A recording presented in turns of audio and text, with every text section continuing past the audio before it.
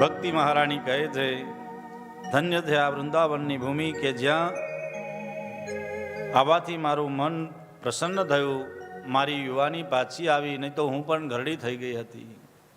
નારદજી મારું દુઃખ દૂર કરો, નહીં તો ઇદમ સ્થાનમ પરિત્યજ્ય વિદેશમ ગમ્યતે મયા, નહીં તો આ સ્થાન છોડીને વિદેશ જતી રહીશ. ભક્તિ મહારાણી આવું કહે છે.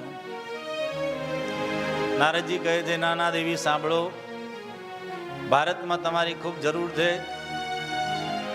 તમે વિદેશમાં જતા રહેશો તો આ તો રામ કૃષ્ણની ભૂમિ છે, પવિત્ર ભૂમિ છે. ભક્તિ મહારાણી તમે અહીં રહો, ચિંતા ન કરો. આજે તો બધાને વિદેશ જવાનો ખૂબ શોખ છે, હું ચસ્કો છે, હા, અને ક્રેઝ છે.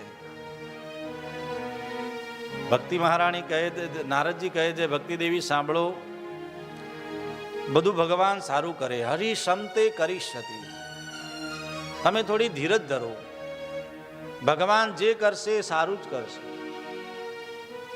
અને સાંભળો, આ બધો કલિયુગનો પ્રભાવ છે, એટલે આ બધું થાય છે. પણ ભક્તિ મહારાણી પૂછે છે, હે નારદ મુનિ, આ કલિયુગ આટલો ખરાબ હતો તો રાજા પરીક્ષિતે કલિયુગને આવા કેમ દીધો? પરીક્ષિત તો બહુ મોટા ધર્માત્મા હતા, તેને આવા કેમ દીધો? ત્યારે નારદજી કહે છે, દેવી સાંભળો, રાજા પરીક્ષિત છે ને સારભૃત, સાર ગ્રહણ કરનારા વ્યક્તિ હતા. એમણે જોયું કે કલિયુગમાં અનેક પ્રકારના દોષો છે, અવગુણો છે, પણ કલિયુગની અંદર એક મહાન ગુણ છે. એ કયો ગુણ છે? યત ફલમ નાસ્તિ તપસા ન યોગે ન સમાધિના તત્ફલમ લભતે સમ્યક કલોકે શબ કીર્તના. કલિયુગનો મોટો એક ફાયદો છે. કેટલી પૂજા કરો, કેડ સમા ગળા સમાના પાણીમાં ઉભા રહો, એક પગે ઉભા રહો, ઊંધા માથે લટકીને ઉભા રહો, ત્યારે કેટલા વર્ષ તપસ્યા કરો તો ભગવાન મળશે કે નહીં મળે નક્કી નહીં.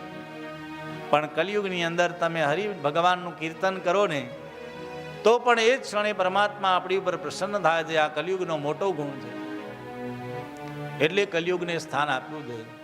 અને ભાગવત શાસ્ત્ર, ભાગવત કથા વંચાતી હોય, ભગવાનનું કીર્તન થતું હોય, ત્યાં તો ભગવાનનો મહિમા શું ન હોય. પણ આજે ભાગવતનો મહિમા સંસારમાં, જગતમાં, પૃથ્વીલોકમાં ઓછો થવા લાગ્યો છે. કેમ? વિપ્રેર ભાગવતી વાર્તા ગેહે ગેહે જને જને કારિતા કણ લોભેન કથા સારસ તતો ગત. કથાકારો હવે કલિયુગની અંદર કથાને એમાં સાર નથી, એમાં ભાવ નથી, બસ ધંધો જ બનાવી દીધો છે. કારિતા કણ લોભેન એવું લખ્યું છે. પૈસાના લોભથી જ વક્તાઓ કથા કરશે,